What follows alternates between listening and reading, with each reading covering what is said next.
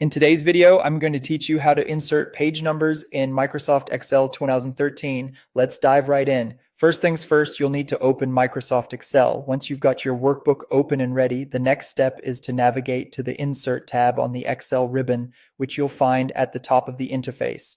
This tab houses a variety of useful options designed to embellish your worksheet. Now direct your attention to the text group found within this tab. Within this group, you'll want to locate and click the header and footer button. As soon as you do, you'll notice the scene changes. Your worksheet switches to the page layout view, and the cursor takes you straight to the header section at the very top of your sheet. This is where you begin setting up your page numbers, and this view provides a more intuitive glance at how your printed page will appear. Now you have a decision to make. You can click into any of the three header boxes, left, center, or right, or if you prefer your page number at the bottom, scroll down and click into one of the three footer boxes. This flexibility allows you to place the page number wherever best fits your document's design or your personal preference. As your cursor sits in your selected spot, something new appears on the ribbon, the header and footer tools, specifically the Design tab. This tab is now at your disposal.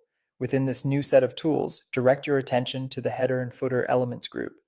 Here is where the magic happens. You'll want to click the page number button, and just like that, you'll see the code and page pop up in your selected header or footer box.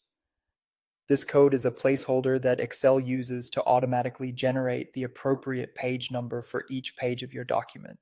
Once you've inserted this code, you can step back out to the main body of your worksheet, the cells, by simply clicking anywhere outside the header or footer. As you do this, the view shifts from displaying the code to showing you the actual page numbers. This change confirms that your worksheet is now fully set up to display and print the correct page number on every single page, keeping your work organized and easy to navigate. And that's it.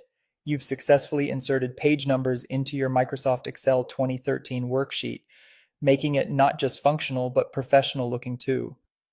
With this skill in your toolkit, you can handle extensive Excel documents with ease, ensuring each page is clearly numbered for your convenience and anyone else who might be reviewing your work. Thank you for joining in this tutorial, and I hope you found it helpful.